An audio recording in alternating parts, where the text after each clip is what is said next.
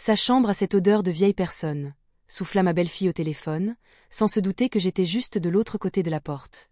Ces mots me frappèrent de plein fouet, comme une gifle glaciale en plein visage. Aujourd'hui, je veux partager quelque chose que je n'aurais jamais imaginé raconter un jour. Si vous aussi, vous pensez que notre valeur ne disparaît pas une fois la soixantaine passée, laissez un commentaire. Et surtout, n'oubliez pas d'aimer cette vidéo et de vous abonner. Montrons ensemble que la vieillesse n'est ni une honte, ni une fin.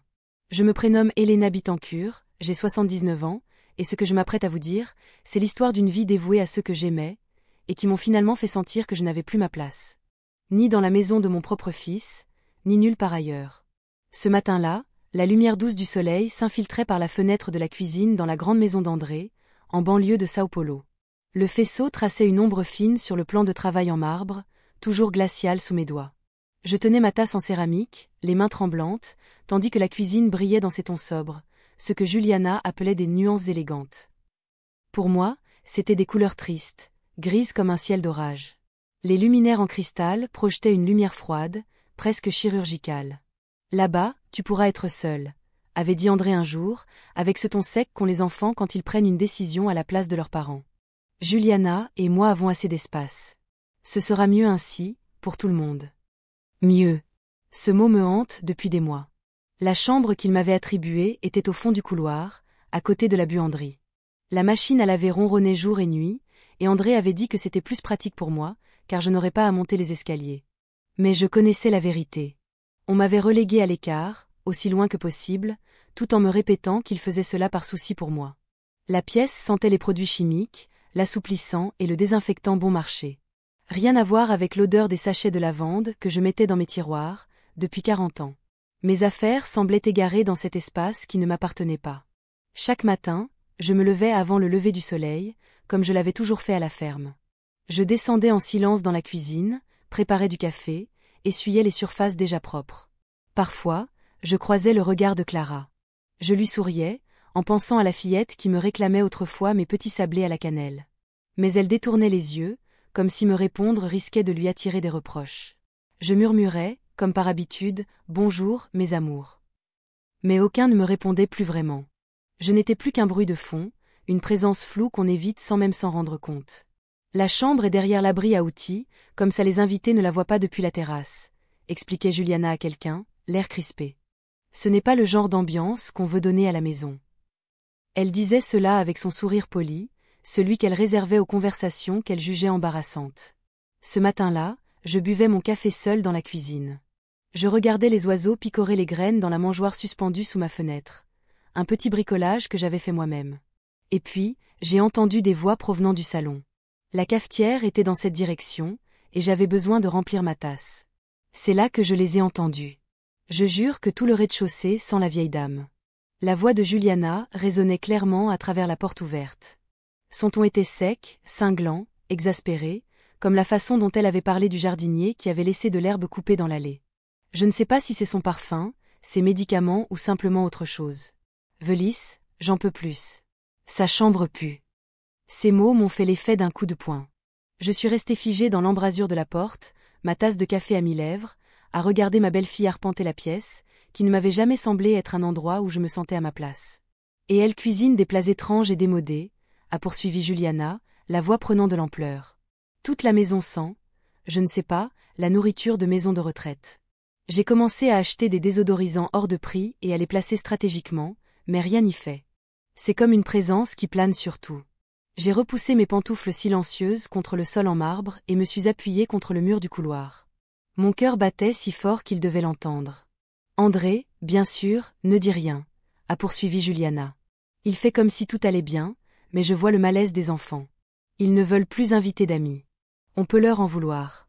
Quel adolescent voudrait expliquer pourquoi sa grand-mère vit, dans ce qui est en fait le logement des domestiques?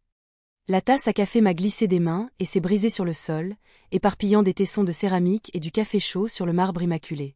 Le bruit a résonné dans la maison comme un coup de feu. La voix de Juliana s'est brusquement tue. Je me suis agenouillée avec précaution, mes genoux arthritiques protestants, et j'ai commencé à ramasser les morceaux. Cette tasse était la préférée de Joao, celle qu'il utilisait pour son café du matin depuis 23 ans. Je la lavais à la main tous les jours. Je l'avais protégée pendant 2 marches et d'innombrables matinées mouvementées. Maintenant, elle gisait en morceaux sur un sol qui n'avait jamais voulu qu'elle soit là. « Tout va bien ?» a crié Juliana d'une voix artificiellement joyeuse. « Juste maladroite », ai-je répondu, la voix plus ferme que je ne le pensais, déjà propre. En ramassant les morceaux, chaque fragment me semblait une petite mort, non seulement pour la tasse, mais aussi pour l'illusion à laquelle je m'étais accrochée, que cet arrangement fonctionnerait, que je finirais par trouver ma place. Dans sa vie soigneusement orchestrée. Ce soir-là, j'étais assise dans ma chambre, les bruits de la vie de famille filtrant à travers les murs. André aidait Léo à faire ses devoirs. Juliana discutait de ses projets de week-end, la télévision diffusait une émission que tout le monde regardait ensemble dans le salon, où je ne me sentais plus la bienvenue. Le désodorisant que Juliana avait placé devant ma porte dégageait son parfum artificiel de lavande toutes les 15 minutes, un rappel constant que ma présence devait être masquée, neutralisée, rendue acceptable. J'ouvris le tiroir de ma table de chevet et en sortis un petit album photo que j'avais caché sous mes pulls, page après page de souvenirs. De notre ferme. Des pique-niques en famille sous le vieux chêne. Des matins de Noël où la maison était remplie de rire et de l'arôme du gâteau à la cannelle. Une habitude. Des yeux bleus qui avaient vu des décennies de joie et de tristesse. Des mains qui avaient travaillé dur, aimé profondément, construit une vie aux côtés d'un homme qui avait chéri chaque jour que nous avions partagé. Je n'étais vraiment plus qu'un fardeau maintenant, un problème à gérer en attendant qu'une solution plus durable soit trouvée. Mais ce n'était rien comparé à l'avalanche de souvenirs qui me revenaient alors que j'étais allongée dans l'obscurité. Les souvenirs de tout ce que j'avais donné, de tout ce que j'avais sacrifié, de tout ce que j'avais investi dans cette famille qui me traitait désormais comme un étranger indésirable. C'était fini. Le lendemain matin, j'étais à la banque de notre petite ville rurale, assis en face de Monsieur Faria, qui s'occupait de nos comptes depuis 30 ans. Joao était décédé 6 mois seulement auparavant, et j'apprenais encore à prendre des décisions par moi-même, cherchant encore sa main lors de conversations difficiles qui n'étaient plus là. Demanda M.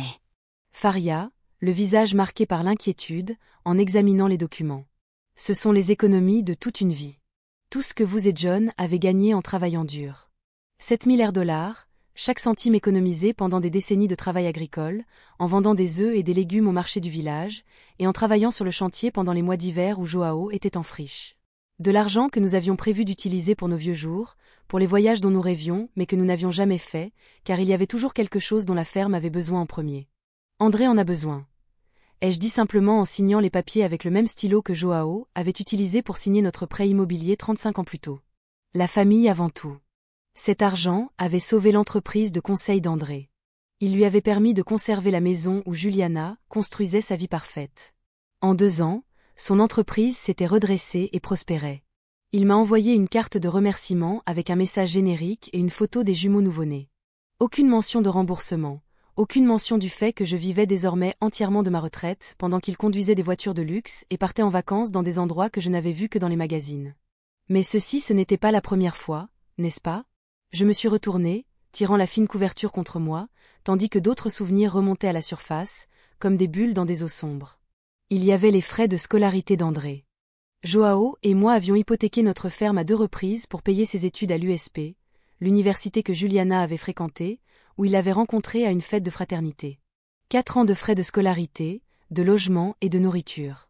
Des dépenses pour qu'il puisse se concentrer sur ses études au lieu de travailler à temps partiel comme la plupart de ses camarades. Nous avions mangé du riz et des haricots pendant des mois, le temps que le chèque pour son voyage de printemps à Praia d'eau forte soit encaissé.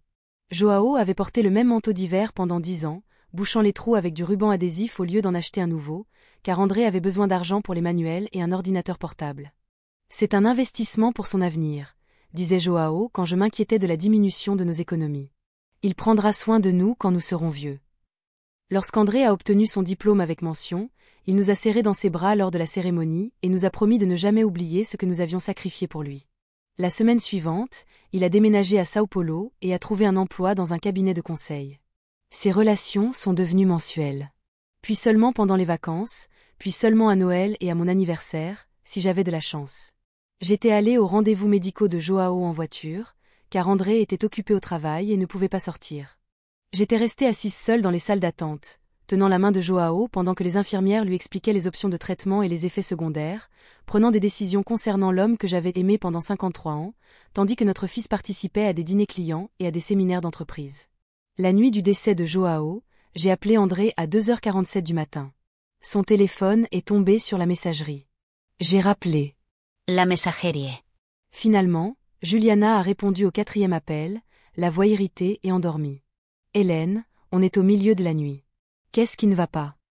Joao est parti, murmurai-je d'une voix brisée. Il est décédé il y a 1 heure. Pourriez-vous passer André au téléphone? Il dort. Tu peux attendre jusqu'au matin. Je fixais le téléphone, l'amour de ma vie allongé immobile dans notre lit, les 47 ans de certificat de mariage, de photos et de rêves partagés qui ressemblaient maintenant à une maison vide. Non, dis-je doucement. Tu ne peux pas attendre. André arriva 2 jours plus tard, restant le temps des funérailles et de discuter de la suite de ma vie. Il s'arrêta dans notre cuisine, la même où je lui préparais le petit déjeuner tous les jours avant l'école pendant 18 ans, et me dit que la ferme était trop de responsabilités pour quelqu'un de mon âge. « Maman, tu ne peux pas gérer cette maison toute seule », dit-il sans me regarder en examinant la maison, comme s'il l'estimait pour la vendre. Le toit a besoin d'être réparé.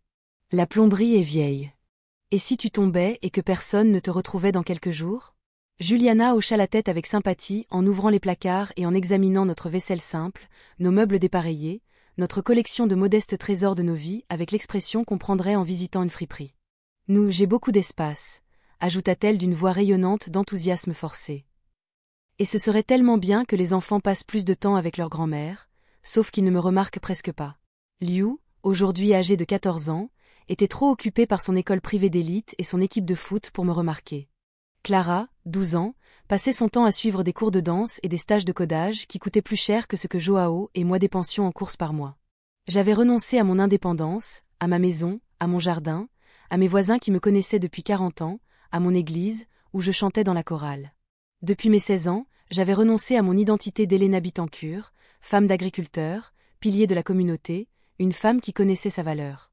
J'ai utilisé l'argent de mes courses pour payer son premier mois de cours de piano. Quand Juliana s'est plainte du coup du camp d'été des jumelles, j'ai dissimulé la différence en silence, me disant que c'était ce que les grands-mères étaient censées faire. Le mois dernier, lors de la réunion du club de lecture de Juliana à la maison, elle m'a demandé de rester dans ma chambre pour que les dames puissent avoir leur espace. J'ai passé 3 heures à écouter leur rire résonner sur les murs, à humer l'odeur du vin cher et des amuse-gueules du buffet qu'elle ne m'avait pas invité à partager, à me demander quand j'étais devenue quelqu'un qu'il fallait cacher comme un secret de famille. Le pire, ce n'était pas l'argent que j'avais donné, ni même la solitude ou le sentiment de ne pas être aimé. C'était la lente et progressive prise de conscience que je les avais entraînées à me traiter ainsi. Chaque fois que j'avais dit oui quand j'avais envie de dire non. Chaque fois que j'avais souri quand j'avais le cœur brisé. Chaque fois que je m'étais réduite pour leur confort, je leur avais appris que mes sentiments n'avaient pas d'importance, que mes besoins étaient secondaires, que mon amour était sans condition ni attente de réciprocité. Joao me disait que j'étais trop généreuse, trop confiante.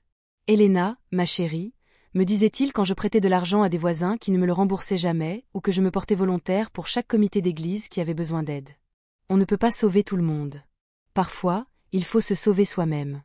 Mais je croyais que la famille était différente. Je croyais que l'amour que je déversais finirait par me revenir, que les sacrifices que j'avais faits seraient commémorés avec gratitude, que vieillir au sein de ma famille signifiait être apprécié plutôt que toléré. Alors que la lumière de l'aube filtrait à travers les rideaux de ma chambre au sous-sol, j'entendis les bruits familiers de la maison se réveiller au-dessus de moi. Des pas sur le sol en marbre, la cafetière qui moule les grains, la voix de Juliana ordonnant aux enfants de se dépêcher de préparer le petit déjeuner. Les sons familiers d'une famille dont je ne faisais plus partie. J'ai pris ma Bible sur la table de nuit, la même version à moitié terminée et révisée que Joao m'avait offerte pour notre premier Noël de jeunes mariés. Ces pages étaient adoucies par le temps, marquées de décennies de versets soulignés et de notes marginales, écrites de ma main soignée. J'ouvris le livre sur un passage que j'avais surligné des années auparavant, lors d'une autre période difficile où je me demandais si ma générosité était une bénédiction ou une malédiction. Soyez donc prudents comme les serpents et inoffensifs comme les colombes. Pendant 79 ans, j'avais maîtrisé le rôle de la colombe innocente. Il était peut-être temps d'apprendre à connaître les serpents. Un léger coup frappé à ma porte interrompit mes pensées. Helena. La voix de Juliana avait ce ton artificiellement doux qu'elle utilisait lorsqu'elle avait besoin de quelque chose. Puis-je vous parler un instant? Je posai ma Bible et ouvris la porte pour la trouver debout, en tenue de yoga, ses cheveux blonds attachés en une queue de cheval parfaite, son sourire aussi poli que le sol en marbre sur lequel elle marchait. « J'espère ne pas t'avoir réveillée, » dit-elle, même si on savait toutes les deux que la maison était ouverte depuis 30 minutes. Je voulais te parler du concours de piano de Clara. Le prix d'inscription est assez élevé, et avec toutes nos autres dépenses. Elle marqua une pause, laissant la demande flotter entre nous comme de l'encens dans une église vide. Je la regardais avec impatience, les vêtements de sport de marque qui coûtaient plus cher que mon salaire mensuel de l'entreprise de drague, les boucles d'oreilles en diamant qui reflétaient la lumière du lustre du couloir. Bien sûr. Je m'entendis prononcer ces mots, aussi machinalement qu'une respiration, combien as-tu besoin? Mais alors même que j'acquiesçais, alors même que je voyais le soulagement envahir son visage, une petite voix dans ma tête murmura une question qui allait tout changer. Se servait-il de moi? Cette question me hanta pendant des jours. Il se servait de moi. Il me suivait dans mes routines matinales, me murmurait des choses pendant les longs après-midi où la maison était silencieuse, et me tenait éveillé la nuit, les yeux rivés au plafond, tandis que la machine à laver ronronnait sans fin à côté. J'ai commencé à remarquer des choses que je m'étais habituée à ignorer, comme la façon dont Juliana se souvenait soudain de ma serviabilité à chaque fois que les factures arrivaient, la façon dont André m'appelait « maman », avec cette tendresse particulière dans sa voix seulement quand il avait besoin de quelque chose. La façon dont les jumeaux reconnaissaient mon existence, surtout quand ils voulaient que je les emmène là où Juliana était trop occupée pour conduire. Le lendemain matin où Juliana avait demandé de l'argent pour le concours de piano de Clara, j'ai vu ma petite fille prendre son petit déjeuner sur l'îlot central de la cuisine. Elle était penchée sur son téléphone, ses doigts parcourant l'écran, complètement absorbée par le drame numérique qui occupe les filles de 12 ans de nos jours. « Bonjour, ma puce », ai-je dit en posant une assiette de muffins aux myrtilles frais sur le comptoir. Je m'étais réveillée à 5 heures du matin pour les faire cuire, avec le reste de mon extrait de vanille spécial que j'avais gardé. Clara leva les yeux une seconde. « Merci », murmura-t-elle. Puis elle retourna à son téléphone. Je restais là, un torchon à la main, attendant qu'elle remarque que je me souvenais que les myrtilles étaient ses préférées, attendant qu'elle me demande comment s'était passée ma journée, qu'elle me raconte la sienne, ou qu'elle reconnaisse que j'étais plus qu'un distributeur de nourriture dans son champ de vision périphérique, mais elle ne le fit pas. Elle attrapa un muffin sans regarder, en prit 2 bouchées, puis enveloppa le reste dans une serviette et le jeta dans son sac à dos. « Je vais être en retard », annonça-t-elle à personne en glissant du tabouret. Je la regardais s'éloigner, cet enfant que j'avais tenu nouveau-né, dont j'avais assisté aux premiers pas, dont j'avais célébré chaque étape avec plus d'enthousiasme que ses propres parents, quand j'étais devenue invisible à ses yeux. Cet après-midi-là, en rangeant ma chambre, je fis une découverte qui me glaça le sang. J'étais en train d'épousseter le petit bureau près de ma fenêtre, lorsque je remarquai des papiers éparpillés en dessous. Ils avaient dû tomber de la pile qu'André gardait au-dessus, des documents qu'il examinait pour ce qu'il appelait ses propres besoins. Des documents de planification financière. En me baissant pour les récupérer, mon regard a croisé des mots familiers dans l'entête. Testament d'Helena Maria Bittencourt. Mes mains tremblaient en ramassant les papiers. C'était mon testament, celui que j'avais mis à jour après la mort de Joao. Mais pourquoi André en avait-il un exemplaire dans ma chambre? Je lui en avais donné un, mais celui-ci était différent. Il y avait des notes griffonnées dans les marges, des calculs écrits de l'écriture si reconnaissable d'André. J'ai retenu mon souffle en lisant ces notes. Produit de la vente de la ferme, 340 000 reais. Assurance vie, 50 000 reais. Economies restantes, 8.000 reais. Heritage total, 398,000 reais. Au bas de la page, à l'encre rouge, l'écriture de Juliana, moins ce que nous avions déjà prêté. L'héritage était encore conséquent. Nous l'avons prêté. Ils considéraient l'argent que je leur avais généreusement prêté comme un prêt. De l'argent dont ils n'avaient jamais mentionné le remboursement. Jamais. Ils y voyaient un sacrifice. Ils ne m'ont jamais remercié, au-delà de ces cartes de vœux vides. Mais il y avait plus. Agrafé au dos, une feuille de calcul des coûts d'une maison de retraite dans la région de Sao Paulo, avec divers établissements entourés et des notes sur la couverture maladie et les conditions d'utilisation des biens. Ils n'attendaient pas seulement ma mort, ils la préparaient, calculant précisément la valeur de ma vie à leurs yeux et recherchant le moyen le plus économique de me garder en attendant que l'héritage soit disponible. Je me suis affalée dans le petit fauteuil près de ma fenêtre, des papiers étalés sur mes genoux, avec l'impression d'être sur le point de vomir. La pièce tournoyait autour de moi, tandis que l'ampleur de leur trahison s'effondrait comme un toit effondré. Chaque gentillesse que j'avais interprétée comme de l'amour avait été un investissement dans leur futur man. Chaque fois qu'André m'appelait affectueusement « maman », il calculait les intérêts composés sur ma mortalité. Chaque fois que Juliana souriait et me demandait comment s'était passée ma journée, elle dépensait mentalement mon héritage. Ce soir-là, je me suis assise pour dîner comme un fantôme dans mon propre sillage. André coupa le rôti que Juliana avait préparé, discutant de sa journée de travail sous son regard attentif.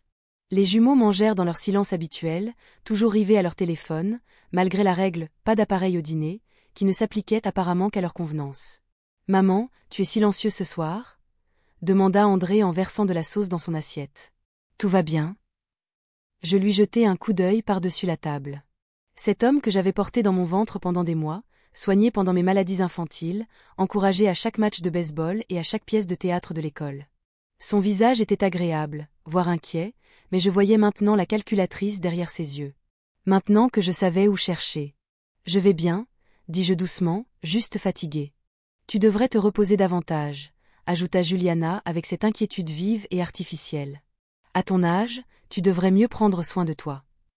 À leur âge, comme si mes 79 ans étaient un défaut de caractère que je devais mieux gérer, comme si mon corps vieillissant était un inconvénient qu'il devait endurer jusqu'à ce que la nature résolve le problème. Après le dîner, tandis qu'ils s'installaient dans leur routine nocturne, télévision et surveillance des devoirs, je me suis retirée dans ma chambre et j'ai pris une décision qui aurait dû être évidente des mois auparavant. J'allais laisser tomber. Pas dans un tourbillon dramatique d'accusations et de larmes, pas dans des explications, pas dans des confrontations, pas dans des tentatives pour leur faire comprendre à quel point ils m'avaient blessé. J'allais simplement rassembler ce qui me restait de dignité et m'éloigner de ceux qui ne me voyaient que comme un portefeuille financier. Ce soir-là, j'ai commencé à planifier avec la précision méthodique que Joao m'avait apprise. D'abord, je devais mettre mes documents importants en sécurité. Ma carte de sécurité sociale, mes informations d'assurance maladie, ma carte d'identité, les documents d'assurance vie de Joao. André avait insisté pour les garder en sécurité dans son classeur, mais je savais où il cachait la clé. Deuxièmement, je devais contacter ma banque pour m'assurer qu'André ne puisse pas accéder à mes comptes restants. La prise de conscience qu'il pourrait surveiller mes finances m'a envoyé une nouvelle vague de trahison. Troisièmement, j'avais besoin d'un endroit où aller. La ferme avait été vendue à une jeune famille qui avait promis de restaurer ses jardins et d'élever ses enfants dans ses pièces ensoleillées. Mais il existait d'autres options, des résidences pour personnes âgées qui valorisaient l'indépendance plutôt que de simplement offrir un espace de rangement à des parents âgés et gênants. Le lendemain matin, alors que la famille s'empressait de terminer son habituel petit déjeuner chaotique, j'ai agi. Juliana se disputait avec Léo à propos de son uniforme de footballeur. André hurlait des ordres concernant les embouteillages. Clara était en pleine crise à cause d'un examen qu'elle avait oublié de réviser. Je me suis glissée dans le bureau d'André et j'ai récupéré mes documents dans son classeur.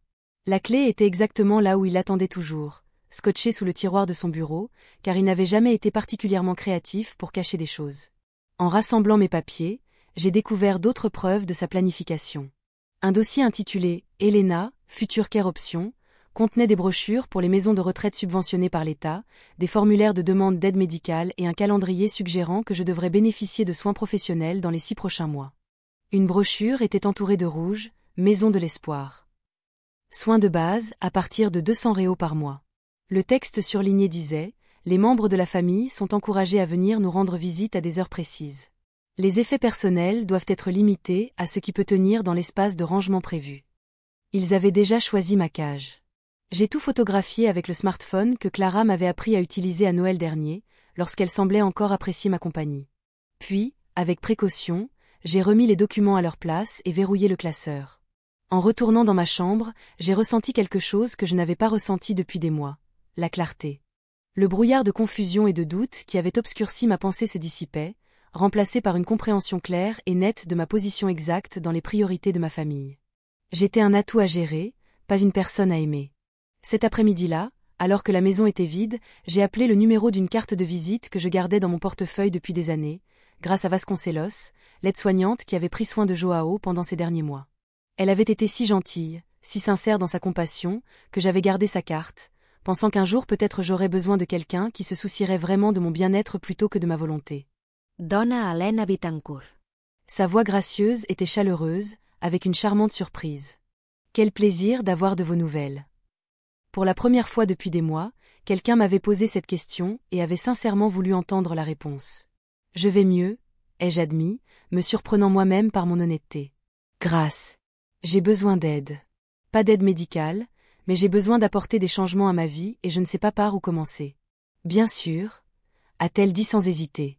J'ai demain après-midi de libre. J'aimerais que vous veniez me voir pour qu'on puisse parler.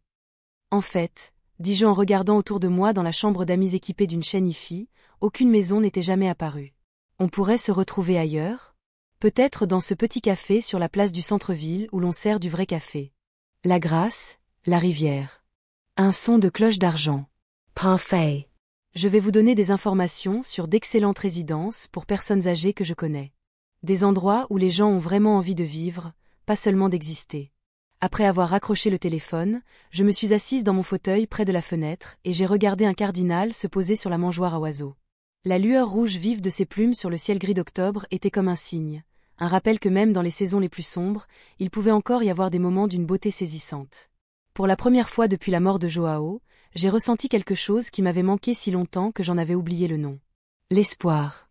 Ce soir-là, en écoutant les sons familiers de la vie de famille qui se poursuivaient sans moi dans les chambres à l'étage, j'ai fait la liste de tout ce que je voulais emporter avec moi en partant.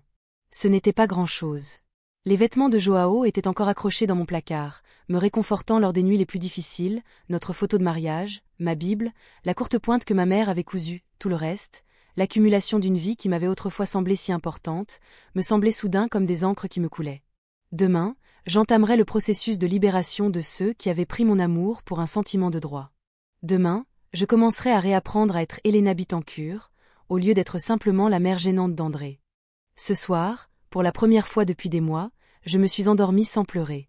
Ma rencontre avec Grace au café de la place du centre-ville était comme un retour au soleil après des mois passés dans une cave.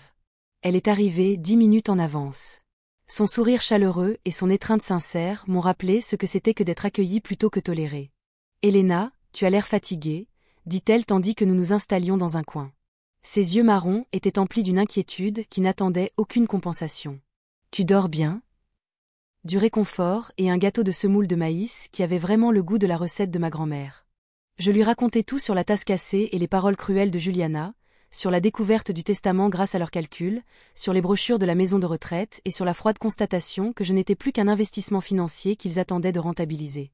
Graça écoutait sans juger, tendant parfois la main par-dessus la table pour serrer la mienne lorsque ma voix se brisait. Quand j'eus terminé, elle resta silencieuse un long moment, remuant son café avec une précision réfléchie. « Elena, dit-elle finalement, tu sais que ce n'est pas normal, n'est-ce pas ? La façon dont il te traite ne correspond pas au fonctionnement normal des familles. » J'acquiesçai, les larmes aux yeux. Je n'arrête pas de penser que si je faisais plus d'efforts, si je me montais plus utile, il y aurait moins de problèmes. La voix de Grace était douce mais ferme. Tu leur as déjà tout donné. Ton argent, ta maison, ton indépendance, ta dignité. Plus ils en veulent, plus ils veulent ton âme. Elle sortit un dossier rempli de brochures et de pages imprimées. Ce sont des endroits où les gens de ton âge vivent par choix, et non par défaut. Où tu aurais ton propre espace, ta propre autonomie, ta propre vie. Où avoir 79 ans est considéré comme 79 ans de sagesse, et non 79 ans de fardeau. Les communautés qu'elle m'a montrées n'avaient rien à voir avec la maison de retraite stéréotypée qu'André et Juliana avaient choisie. C'étaient des résidences pour personnes âgées actives avec des bibliothèques et des jardins, des ateliers d'art et des sentiers de randonnée, des lieux où les résidents organisaient des clubs de lecture et des cours de cuisine, où ils voyageaient ensemble et faisaient du bénévolat au sein de leur communauté. Le coin soleil. Il y a une liste d'attente, expliqua Graça en montrant la photo d'un bel appartement avec de grandes fenêtres et une petite cuisine, mais il y a parfois des places d'urgence pour les personnes en difficulté. Je pouvais passer un coup de fil. Cet après-midi-là, pendant qu'André était au travail et Juliana à son cours de yoga, j'ai passé 3 coups de fil qui allaient tout changer. D'abord, j'ai appelé ma banque et j'ai supprimé André de tous mes comptes. La représentante du service client a été patiente pendant que je lui expliquais que la situation avait changé et que je voulais avoir un contrôle total sur mes finances. « Madame Elena Bitancur, dit-elle prudemment, je vois que votre fils effectue régulièrement des virements de son épargne vers son compte courant. Étiez-vous au courant de ces transactions ? » J'ai eu froid dans le dos. Quel genre de virement ? Voyons voir. Des retraits mensuels de 800 $ pour les 6 derniers mois, considérés comme une contribution au ménage. J'ai donc supposé que la femme les avait autorisés. 800 $ par mois, soit près de 10 000 $ au total, de l'argent que je n'avais jamais accepté de donner. On ne m'a jamais rien demandé, je n'ai jamais su qu'il manquait, car j'avais fait confiance à André pour gérer les relevés de compte que je ne pouvais plus lire clairement à cause de ma vue déclinante. Je veux que ces virements cessent immédiatement, ai-je dit d'une voix plus ferme que je ne l'étais. Et je veux que les relevés imprimés de l'année dernière soient envoyés à une autre adresse. Mon deuxième appel a été adressé à Recanto do Sol. La directrice, Madame Azevedo, avait une voix douce comme du miel sur de l'acier, chaleureuse mais autoritaire. Lorsque je lui ai expliqué ma situation en termes généraux, elle m'a proposé de me rencontrer le soir même.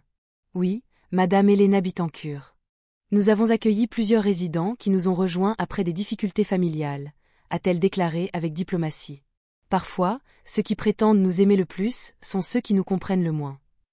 18 heures, ce serait parfait pour toi. Mon troisième appel fut pour une compagnie de taxi. J'en avais assez de faire du stop. J'en avais assez de compter sur des gens qui considéraient chaque service comme une dette.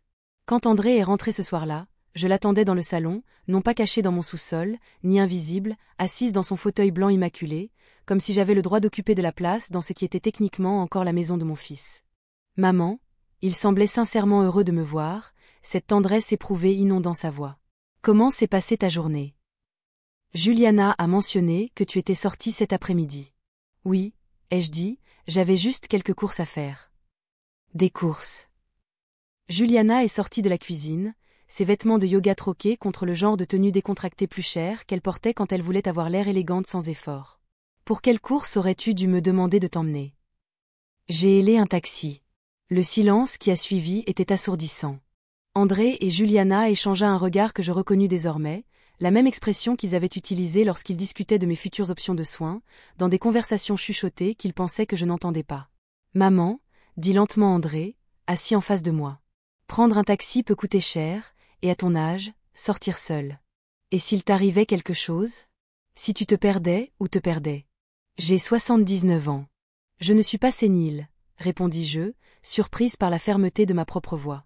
Juliana se blottit dans l'accoudoir du fauteuil d'André, sa main parfaitement manucurée posée sur son épaule dans un geste d'inquiétude partagée. Elena, on s'inquiète juste pour toi. Tu n'as pas l'air d'être toi-même ces derniers temps. On devrait peut-être prendre rendez-vous avec le docteur Martins, juste pour être sûr que tout va bien. Il y avait une subtile allusion à ce que mon indépendance croissante était en réalité la preuve d'un déclin de mes capacités mentales. Si je commençais à faire valoir mes droits, à prendre mes propres décisions, il y avait clairement un problème cérébral qui nécessitait une intervention médicale. Je vais bien, ai-je dit. En fait, je vais mieux que je ne l'ai été depuis des mois. Tu as l'air différent, a insisté André. Distant. Tu es contrarié par quelque chose? Et si on faisait une bêtise? La performance était magistrale. Le fils inquiet, la belle-fille attentionnée, tous deux si soucieux de mon bien-être. Si je n'avais pas trouvé ces brochures de maison de retraite, si je n'avais pas vu mon testament couvert par leurs calculs financiers, je les aurais peut-être crus. J'ai réfléchi à ma situation, ai-je dit prudemment. Ils sont tous deux devenus très silencieux. Qu'est-ce qui se passe? A demandé Juliana, la voix plus aiguë que d'habitude. Ce système ne me convient plus. Je crois qu'il est peut-être temps que je trouve mon propre logement. Le visage d'André afficha plusieurs expressions successives. Surprise, inquiétude, puis une expression qui ressemblait étrangement à de la panique. Maman, tu n'es pas sérieuse. Tu ne peux pas vivre seule. Et tes médicaments, tes rendez-vous chez le médecin, et si tu tombais? J'ai géré tout ça pendant 79 ans avant de déménager ici. Mais là, c'était différent. Intervint Juliana. Tu es plus âgée maintenant, plus fragile, et rien que les dépenses. Maman, les résidences pour personnes âgées coûtent des milliers de dollars par mois. Tu ne peux pas te le permettre avec cette pension. J'ai failli rire de l'ironie. Ils avaient calculé ma fortune au centime près. Mais soudain, j'étais trop pauvre pour me permettre un logement basique. J'ai étudié plusieurs options, dis-je. Je pense que je peux m'en sortir. Des options? La voix d'André se brisa légèrement. Quelles options, maman? Tu ne peux pas prendre de décisions importantes sans nous en parler d'abord. Nous sommes ta famille. Nous devons être impliqués dans ces décisions. Tout comme vous l'avez été dans le choix de la maison de l'espoir. Un silence de mort. Le visage de Juliana se vida de ses couleurs. La bouche d'André s'ouvrit et se referma comme un poisson en manque d'air. Je ne sais pas de quoi vous parlez, dit finalement Juliana, mais sa voix manquait de conviction. Les brochures dans le bureau d'André, celle avec le forfait de soins de base cerclé de rouge. Vous alliez me demander mon avis sur ce choix, ou devrais-je vous remercier pour la compte que vous avez choisie? André se leva brusquement, se passant les mains dans les cheveux. Maman, as-tu regardé mes papiers personnels? Mon testament était mélangé au tien, avec des calculs de la valeur de mon héritage et des notes sur l'argent que tu m'as prêté. C'était juste. Nous essayons juste de nous organiser pour être sûrs que tu serais pris en charge si quelque chose arrivait, en volant 800 dollars par mois sur mon compte bancaire. L'accusation flotta dans l'air comme la fumée d'un incendie. Le visage de Juliana passa du pâle au rouge. André se laissa retomber sur sa chaise comme un ballon dégonflé. On ne volait pas, dit-il faiblement. On utilisait cet argent pour tes soins, ton logement et ta pension, ta part des dépenses du ménage. Oh, ma part des dépenses du ménage pour vivre au sous-sol d'Axe en grave côté. Lavanderie? 800 $ par mois pour avoir le privilège d'être caché de tes invités et de m'entendre dire que mon existence pue? Ce n'est pas juste. S'emporta Juliana, perdant enfin son sang-froid. On t'a ouvert notre maison. On t'a nourri, logé, intégré à notre famille. As-tu idée du stress que cela a mis sur notre mariage? Comme il a été difficile d'expliquer à nos amis pourquoi nous avons une grand-mère qui vit avec nous? Sais-tu ce que l'on dit des familles qui n'ont pas les moyens de s'occuper de leurs parents âgés? Le masque était tombé. Maintenant, fini les prétentions affectueuses, fini les enfants obéissants qui s'occupent d'un parent vieillissant, tout était une question d'image, de commodité, de planification financière. Alors, tout ça a été un fardeau, dis-je doucement. Ce n'est pas ce qu'elle voulait dire, commença André, mais Juliana l'interrompit. Oui, Elena, ça a été un fardeau, un énorme, mais on l'a fait quand même parce qu'on est des gens bien qui croient aux responsabilités familiales. Et maintenant, tu veux nous en faire porter le chapeau. Mec? Partir seul comme un adolescent rebelle. Je me levai lentement, mon arthrite rendant mon mouvement réfléchi et prudent. Ils me regardèrent tous les deux, comme si j'allais m'évanouir ou exploser. Tu as raison, dis-je. C'est injuste pour nous tous. Tu ne devrais pas avoir à supporter le fardeau de t'occuper de quelqu'un qui est un fardeau. Et je ne devrais pas avoir à vivre dans un endroit où on ne veut pas de moi. Maman attends. André tendit la main pour me saisir par le bras, mais je reculai. Je déménage cette semaine. Tu pourras récupérer ton sous-sol pour ranger tes affaires, comme prévu. Ce soir-là, ils ont frappé à ma porte toutes les heures. D'abord André seul, puis Juliana seule, puis tous les deux ensemble, chaque fois avec une approche différente, suppliant, raisonnant, accusant, et même pleurant. Mais j'avais déjà pris ma décision. Grassa avait appelé avec une bonne nouvelle. Recanto do Sol avait un appartement d'urgence vacant, un 2 pièces avec vue sur le jardin, disponible immédiatement pour une personne en situation de transition.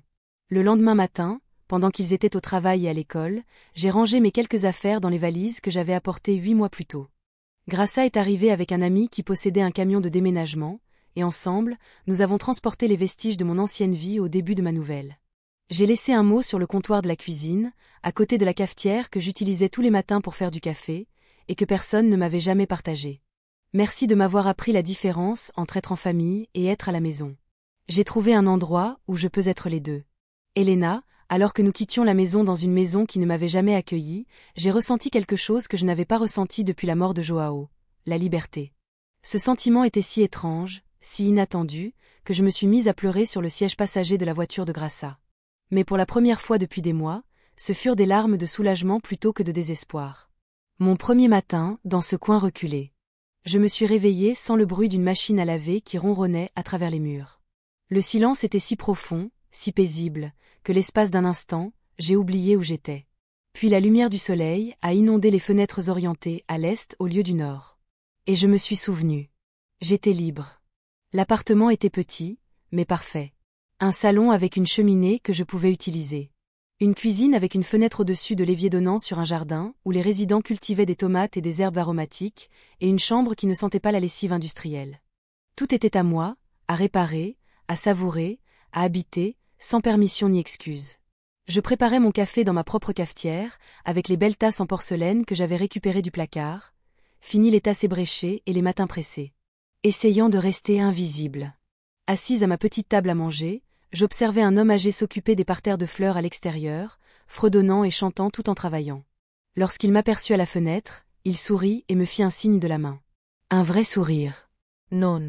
La courtoisie appliquée à laquelle je m'étais habituée. La première semaine passa comme un rêve. J'assistais à la séance d'accueil des nouveaux résidents, où Madame Azevedo me présenta une communauté de personnes qui avaient choisi d'être là, non pas enfermées par leur famille, non pas cachées jusqu'à ce que la mort les emporte, mais vivant activement dans un lieu conçu pour leur confort et leur dignité. Nous avons un club de lecture le mardi, dit Margarida Guzmao, une petite femme de 83 ans, bibliothécaire depuis 40 ans. Et ne vous laissez pas tromper par le nom, nous discutons plus que nous ne lisons. Le mois dernier, Dorothea jeta son exemplaire des 7 maris d'Evelyn Hugo à Haroldo parce qu'elle disait que les romans n'étaient pas de la vraie littérature. Haroldo, un homme distingué à la barbe blanche et aux yeux brillants, ride de l'autre côté de la salle commune. Je maintiens cette déclaration, mais je m'excuse pour le bleu. J'ai ri aussi. En fait, j'ai ri pour la première fois depuis des mois, la dernière fois que j'avais participé à une conversation où l'on accordait de l'importance à mon opinion, où ma présence enrichissait le groupe au lieu de le dénaturer. Elena, tu as ce regard, a dit Graça en arrivant jeudi soir avec des plats chinois à emporter et une bouteille de vin. Quel regard? Le regard de quelqu'un qui se souvient de qui il était. Elle avait raison. Chaque jour, sans marcher sur des œufs, sans peser mes mots, de peur de déranger, sans cacher une partie de moi-même pour correspondre à l'idée que les autres se font de moi. Je me sentais plus comme Elena Bittencourt que comme la mère agaçante d'André. J'ai rejoint le comité de jardinage et je me suis retrouvée à planifier un jardin d'herbes aromatiques qui me rappellerait la ferme. Je m'étais inscrite à des sorties hebdomadaires au marché, où je pouvais cueillir mes propres légumes sans vérifier s'ils correspondaient aux critères esthétiques de Juliana. J'ai même suivi un cours de peinture, une activité que j'avais toujours voulu essayer, mais que je n'avais jamais eu le temps ni l'espace d'explorer. Mais ma paix retrouvée a été brisée samedi matin, lorsque mon téléphone a sonné à 7 heures. « Maman, qu'est-ce que tu fous ?» La voix d'André était tendue, paniquée, à peine maîtrisée. « Bonjour à toi aussi, André. Ne me dis pas bonjour. » Tu as despero. Tu as laissé un mot comme un adolescent fugueur au lieu de nous parler comme des adultes. Je me suis installée dans mon fauteuil confortable, celui que j'avais parfaitement positionné pour capter la lumière du matin. J'ai essayé de te parler. Tu as réagi en remettant en question mes capacités mentales et en suggérant que j'avais besoin d'une évaluation médicale. Pourquoi nous inquiétons-nous pour toi, maman? Tu prends des décisions impulsives. Tu emménages dans un établissement quelconque sans nous laisser l'inspecter au préalable, sans considérer les implications financières. Les implications financières pour qui? Chut, André, je suis bien ici. J'ai mon espace, mon indépendance et des gens qui apprécient vraiment ma compagnie. Pourquoi est-ce un problème pour toi? Non, non. C'est juste, maman, combien ça coûte. Parce que si tu dépenses tes économies dans une résidence senior de luxe, il n'en restera plus pour les urgences ou pour l'avenir. Voilà. Le vrai souci n'était pas mon bonheur ou mon bien-être, c'était l'épuisement potentiel de leur héritage. Je gère bien mes finances. Merci. Ou alors c'est parce que j'ai vérifié notre compte joint et que tu as fait des changements très inquiétants. Tu m'as coupé l'accès, ce qui m'empêche de t'aider à payer les factures ou à gérer les urgences. J'ai aussi découvert que tu te débrouillais avec 800 $ par mois à mon insu. Ça inquiéterait la plupart des gens. Cet argent servait à tes soins, ton logement et ta pension, ta part des charges, les courses, 800 $ pour une chambre au sous-sol et les restes dont tu ne voulais pas. André, mon budget mensuel, incluant les repas, les activités et un bel appartement, est inférieur à ce que tu me volais. N'étions-nous pas en train de voler? Si. Prendre de l'argent sur le compte de quelqu'un à son insu ou sans son autorisation est un vol, quel que soit ton lien avec la victime. La ligne est restée silencieuse si longtemps que j'ai cru qu'il avait raccroché. Lorsqu'il a repris la parole, sa voix avait changé, moins agressive, plus enjôleuse. Maman, je sais que nous n'étions pas parfaits. Juliana et moi étions peut-être un peu stressés à essayer de trouver un équilibre. Mais fuir n'est pas la solution. Rentre à la maison et on arrangera les choses.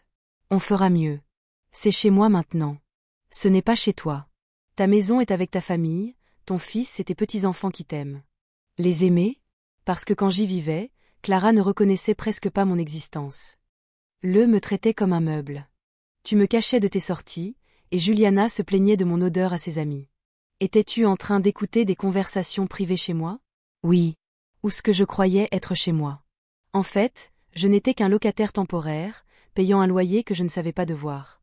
Un autre long silence. Quand André reprit la parole, j'entendis la voix de Juliana en arrière-plan, aiguë et insistante. « Maman, tu manques aux enfants. Ils demandent quand tu reviens. » C'était un mensonge, et nous le savions tous les deux. Mais le fait qu'ils soient prêts à utiliser les enfants comme des armes émotionnelles m'a tout dit sur leur désespoir. Si les enfants veulent me voir, ils sont les bienvenus. Je ne me cache pas d'eux. Je ne suis tout simplement pas disponible pour qu'on me prenne pour acquis. Visite.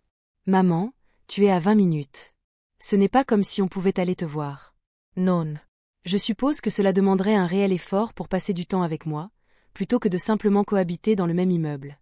Cet après-midi-là, Juliana a appelé, son approche différente. Larmes, culpabilité et manipulation émotionnelle mêlées à une inquiétude maternelle. Elena, je suis tellement désolée. Elle sanglotait au téléphone.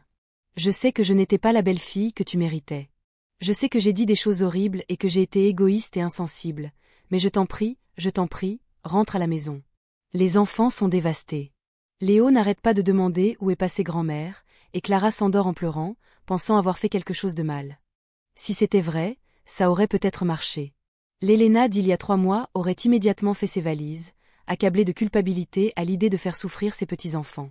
Mais j'avais passé suffisamment de temps à Recanto-do-Sol pour connaître d'autres grands-parents qui entretenaient des relations saines et aimantes avec leurs petits-enfants sans sacrifier leur propre bien-être.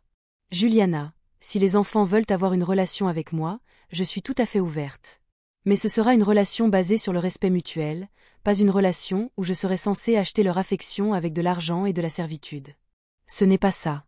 On ne s'attendait pas à ce que tu achètes quoi que ce soit, n'est-ce pas? Alors pourquoi chaque conversation sur le temps passé avec les enfants impliquait-elle des demandes d'argent, de cours de piano, d'équipement de foot, de frais de camp, de participation à des concours? À quand remonte la dernière fois qu'un membre de ta famille a passé du temps avec moi simplement parce qu'il appréciait ma compagnie? La question flottait dans l'air comme de l'encens dans une église vide. Oui. Nous apprécions ta compagnie, dit Juliana, mais les mots sonnaient creux, même pour elle. Juliana, j'espère qu'un jour ce sera vrai, mais pour l'instant, je dois me concentrer sur la reconstruction d'une vie où ma valeur ne se mesure pas à mon utilité pour les autres.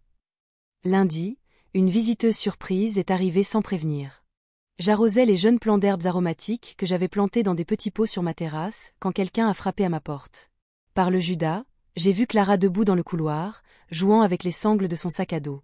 J'ai ouvert la porte lentement, incertaine de ce qui m'attendait. « Salut, grand-mère », dit-elle sans me regarder dans les yeux. « Maman aime écouter. » Elle a dit que tu habites ici maintenant. C'est vrai. Tu veux entrer? Elle hocha la tête et entra, observant autour d'elle avec la curiosité pétillante de quelqu'un qui explore un pays étranger. Elle examina mon petit salon, ma cuisine aux joyeux rideaux jaunes, mes photos disposées sur la cheminée. « C'est magnifique, » dit-elle. « Enfin, ça sent les biscuits et les fleurs. » J'ai failli sourire. « Tu veux des biscuits? » J'ai fait des biscuits à la cannelle hier. Ce sont mes préférés, je m'en souviens. Nous étions assises à ma petite table à manger, baignés par la lumière de l'après-midi qui filtrait par les fenêtres qui m'appartenaient. Clara mangea 3 biscuits et but un verre de lait, tandis que j'observais cette enfant avec laquelle j'avais presque perdu tout espoir de connexion. « Grand-mère, » dit-elle soudain, « tu es en colère contre nous. » La question était si directe, si étonnamment sincère, que j'en ai eu le souffle coupé. « Je ne suis pas en colère, chérie. Je suis triste, mais j'ai aussi de l'espoir. » « Pourquoi es-tu triste? » « Parce que je me sentais invisible quand je vivais chez toi, comme si personne ne me voyait vraiment ou ne se souciait de ce que je pensais ou ressentais. » Elle réfléchit à cela avec le sérieux que les enfants apportent aux choses importantes. « Je t'ai vu, » dit-elle doucement. « C'est juste que maman m'a dit de ne pas te déranger parce que tu étais toujours fatiguée et que tu avais besoin de repos. » Une autre pièce du puzzle s'est mise en place. Juliana me cachait non seulement de son cercle social, mais elle empêchait aussi activement les enfants de nouer des liens avec moi, présentant ma présence comme un fardeau qu'ils devaient contourner sur la pointe des pieds. « Clara, je n'ai jamais été trop fatiguée pour passer du temps avec toi. J'aimerais beaucoup savoir comment s'est passée ta journée, t'aider à faire tes devoirs ou simplement m'asseoir et discuter. » Ses yeux se sont remplis de larmes. « Vraiment? Vraiment ?» Nous avons passé l'heure suivante à parler de l'école, de ses amis, de ses projets artistiques et de son rêve de devenir vétérinaire. Elle était intelligente, drôle et gentille. Tout ce que j'avais espéré qu'elle deviendrait, mais que je n'avais pas pu voir. Quand la voiture de Juliana s'est arrêtée devant, Clara m'a serré fort dans ses bras. « Je peux revenir la semaine prochaine ?» a-t-elle murmuré. « Quand tu veux, ma chérie, mais seulement si tu veux, pas parce qu'on te dit de le faire ou non. » Elle hocha la tête solennellement et prit son sac à dos. En la regardant se diriger vers la voiture, j'ai ressenti quelque chose que j'avais presque oublié. L'espoir d'une relation authentique avec ma petite fille, fondée sur l'affection mutuelle plutôt que sur l'obligation ou la culpabilité. Ce soir-là, alors que je me tenais dans mon jardin à regarder le coucher de soleil peindre le ciel de nuances roses et dorées, j'ai réalisé que quelque chose de profond avait changé. Pour la première fois depuis la mort de Joao, je ne faisais pas que survivre, je vivais. Le téléphone a sonné de nouveau vers 20h. Le numéro d'André s'est affiché à l'écran, mais je n'ai pas répondu. Au lieu de cela, je me suis servi un verre de vin. J'ai ouvert un livre emprunté à la bibliothèque de Margarida et me suis installé confortablement près de la fenêtre. Pour la première fois depuis des mois, je n'avais nulle part où aller, personne à qui plaire et rien à prouver. Enfin, j'étais chez moi. 3 semaines après le début de ma nouvelle vie, ils sont arrivés sans prévenir. J'étais dans le jardin communautaire, agenouillé près de mon parterre de fines herbes, la terre sous les ongles pour la première fois depuis la mort de Joao, lorsque j'entendis des voix familières se disputer sur le parking. À travers la haie qui ensorcelait le jardin, j'apercevais la berline de luxe d'André, le moteur toujours en marche, les gaz d'échappement sifflant dans l'air vif d'octobre. C'est ridicule, Juliana, disait André avec cette pointe de frustration à peine maîtrisée que je me souvenais de son adolescence. On aurait dû prendre rendez-vous. Le simple fait d'arriver comme ça nous donne l'air désespéré. On est désespéré. La réplique de Juliana était si tranchante qu'elle aurait pu couper du verre. Elle est là depuis presque un mois, André. Un mois. Tu te rends compte de l'argent qu'elle dépense ? De l'argent qu'elle risque de donner à des inconnus qui ne la connaissent même pas. Accroupie derrière les plants de tomates, les mains toujours dans la terre, je les écoutais discuter de ma vie comme s'il s'agissait d'un investissement boursier en fuite plutôt que d'un être humain. Maman m'a toujours dit que je pouvais compter sur mon héritage pour financer les études des enfants, continua André, sa voix se réduisant à un murmure qui exprimait plus une menace qu'un cri. Maintenant, elle vit dans une sorte de communauté, probablement endoctrinée par des gens qui veulent mettre la main sur son argent. Ce n'est pas une communauté, rétorqua Juliana. J'ai fait des recherches sur Internet. C'est une de ces résidences pour retraités hors de prix où les personnes âgées seules se sentent importantes. Il y a probablement des conseillers financiers qui rôdent dans les couloirs, persuadant les résidents de laisser de l'argent à l'établissement plutôt qu'à leur famille. Mes mains se sont arrêtées dans la terre. Même leur version imaginée de ma vie était centrée sur leurs préoccupations financières plutôt que sur mon bien-être. Il faut être intelligent, poursuivit Juliana. Les appels émotionnels n'ont pas fonctionné. Il est peut-être temps d'envisager d'autres options. Quelles autres options ? Légales. Elle montre des signes de diminution de ses capacités, prend des décisions financières impulsives, s'isole de sa famille. N'importe quel juge. Elle comprendrait qu'elle a besoin d'une tutelle pour sa propre protection. Ces mots m'ont frappé comme de l'eau glacée. Une tutelle leur donnerait un contrôle total sur mes finances, ma situation de vie, mes soins médicaux, ma vie entière. Je redeviendrais une gentille enfant, incapable de décider où je vivrais ou comment je dépenserais l'argent que Joao et moi avions gagné grâce à des décennies de travail honnête. Je me suis levée lentement, en époussetant mes genoux, et j'ai marché vers le parking du pas mesuré de quelqu'un qui a enfin pris conscience de sa valeur. Bonjour, André, Juliana. Ma voix était calme, posée, ne laissant rien présager de la conversation que je venais d'entendre. Ils se tournèrent à l'unisson, leur visage passant de la surprise à la culpabilité, puis à une inquiétude soigneusement fabriquée. Maman. André se précipita, les bras tendus, comme si notre relation reposait encore sur l'affection physique plutôt que sur des calculs financiers. Tu as l'air différente. J'avais l'air différente. 3 semaines à dormir d'une traite, à manger des repas que j'avais choisis moi-même et à participer à des conversations où mon opinion comptait. Cela a redonné à mon visage quelque chose que j'avais perdu pendant ces mois passés dans leur sous-sol. Des couleurs sur mes joues, de la lumière dans mes yeux, l'assurance de quelqu'un qui sait qu'il est à sa place.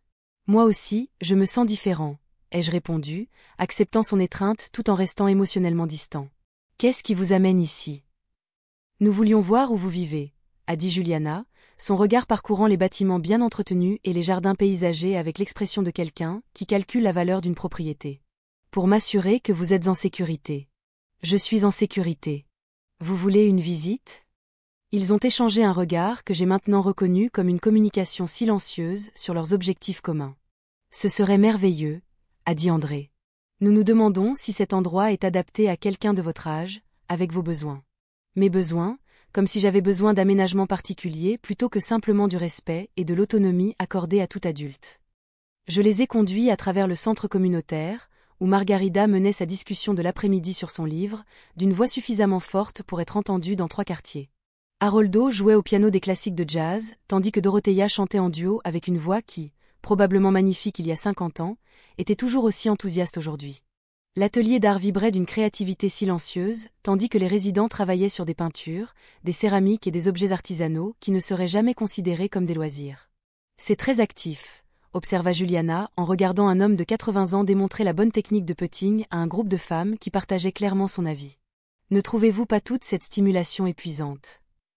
Je la trouve stimulante. Pour la première fois depuis des mois, j'ai l'impression de vivre plutôt que de simplement exister.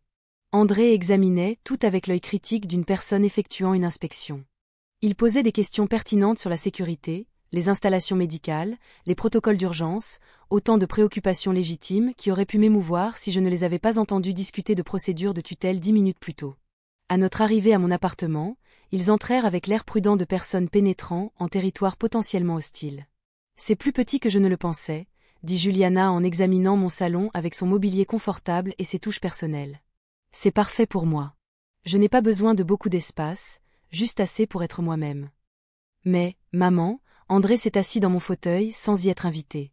Ça ne te manque pas d'avoir ta famille autour de toi?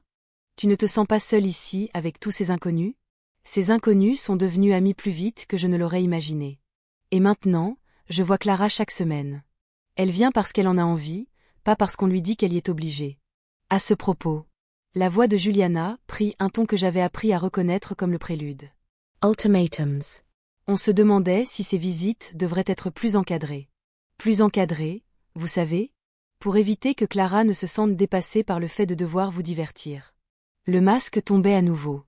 Il ne pouvait plus me contrôler, alors il contrôlait mon accès à ma petite fille. Clara ne me divertit pas, Juliana. On passe du temps ensemble, on fait des biscuits, on travaille sur ses projets artistiques, on parle livres. Vous savez, ces choses que les grands-mères et les petites filles font depuis des siècles. Oui, mais à son âge, elle doit se concentrer sur son avenir. Préparation à l'université, activités extrascolaires. Le temps passé à rendre visite à des parents âgés, bien que doux, n'est pas vraiment productif pour son développement. Des parents âgés, pas sa grand-mère, pas sa famille, des parents âgés qui étaient des obstacles à la productivité de Clara. J'ai compris. Je suis allée à la cuisine et j'ai commencé à préparer du thé d'une main ferme, malgré la colère qui montait en moi. Quant à Léo, il a aussi besoin de protection contre son parent âgé et improductif. Léo traverse une période difficile, m'a expliqué André en acceptant la tasse que je lui offrais. Les adolescents n'ont vraiment pas envie de passer du temps avec leurs grands-parents. Ce n'est pas personnel. Tout dans cette situation est personnel, André. Le thé était la porcelaine de ma grand-mère. De délicates tasses ornées de roses peintes à la main, qui avaient survécu à la Grande Dépression, à la Seconde Guerre mondiale et à cette décennie de réunions de famille. Je les avais récupérées du garde-meuble lorsque j'ai emménagé à Sunshine Retreat, et les utiliser quotidiennement était devenu un acte de défiance contre l'esprit utilitaire qui ne valorisait les choses que pour leur fonction immédiate. Maman. André posa sa tasse et se pencha en avant avec l'expression sincère qu'il avait perfectionnée pour les conversations difficiles. Il faut qu'on parle de ton avenir. Cet endroit est agréable, mais il est cher. Au rythme où tu dépenses, tu vas épuiser tes économies en quelques années. Ma situation financière est stable. Merci. Elle l'est. Car d'après ce que je vois, tu paies le prix fort pour des services dont tu n'as pas besoin. Ne serait-il pas plus logique que tu retournes vivre chez toi, où ta famille pourrait s'occuper de toi gratuitement? Gratuitement. Comme si les 800 $ par mois qu'ils te volent, plus le coût émotionnel de l'humiliation quotidienne, équivalaient à des soins gratuits. André, j'ai essayé de vivre avec la famille. Ça n'a pas marché parce que nous avons fait des erreurs, intervint Juliana, sa voix adoptant le ton suppliant qu'elle employait quand la raison l'emportait. Mais nous avons appris de ces erreurs. Nous savons faire mieux maintenant. Et toi? Parce qu'il y a 5 minutes, tu discutais d'une procédure de tutelle sur le parking.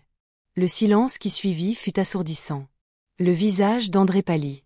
Le maquillage minutieusement appliqué de Juliana ne parvenait pas à cacher le rouge de culpabilité qui lui montait au cou. Tu écoutais une conversation privée, finit par dire Juliana, la voix tendue par l'indignation. Ieiardinais. Tu avais cette conversation privée sur un parking public, assez fort pour être entendue par n'importe qui à 15 mètres. Maman, la tutelle n'a pas pour but de te contrôler, dit André prudemment. Il s'agit de te protéger de ceux qui pourraient abuser de ta confiance. Des gens comme mon fils qui volent mon compte en banque. Ce n'est pas la même chose, et tu le sais, n'est-ce pas? Tu as pris de l'argent sans permission, tu l'as justifié par des dépenses que je n'ai jamais acceptées, et maintenant tu me menaces de poursuites judiciaires pour récupérer l'accès à mes finances. En quoi est-ce différent des abus financiers dont tu prétends me protéger? André se leva brusquement et se dirigea vers ma fenêtre qui donnait sur le jardin où je travaillais paisiblement avant leur arrivée.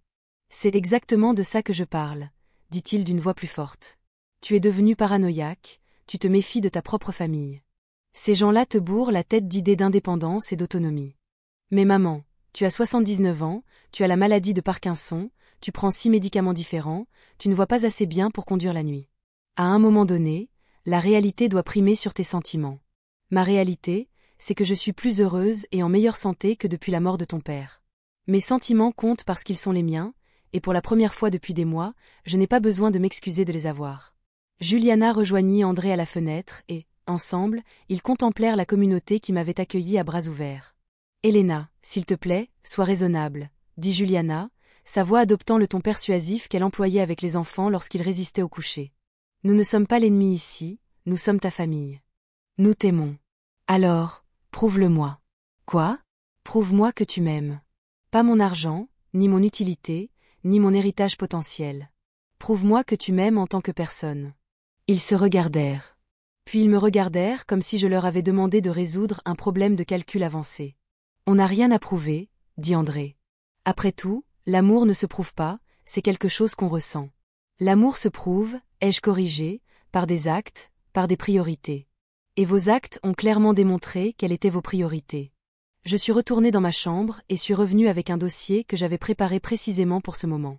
Voici des copies de mes relevés bancaires, qui font état de retraits non autorisés, ai-je dit en posant les documents sur ma table basse. Voici des photos des brochures de maisons de retraite que j'ai trouvées dans votre bureau, avec leurs annotations sur les coûts et les niveaux de soins. Voici des copies de mon testament, avec les calculs de la valeur de mon héritage. Ces documents ont été conservés entre nous comme preuve lors d'un procès pénal. Est-ce à cela que ressemble l'amour pour vous? Ai-je continué? Planification financière autour de ma mort. Vol déguisé en contribution ménagère et arrangement de vie, fait sans mon avis ni mon consentement. Maman, tu sors tout ça de son contexte? Non, Andrew. Je vois enfin les choses dans leur vrai contexte. Tu ne m'aimes pas. Tu aimes ce que je représente pour ta sécurité financière. Tu ne veux pas de moi dans tes vies. Tu veux contrôler mes biens jusqu'à ce que tu puisses les transférer de façon permanente. J'ouvris ma porte d'entrée et la maintins ouverte. Je pense qu'il est temps pour toi de partir. Maman, on n'a pas fini de parler. Si, on a fini. Tu peux avoir une relation avec moi basée sur le respect et l'affection mutuelle.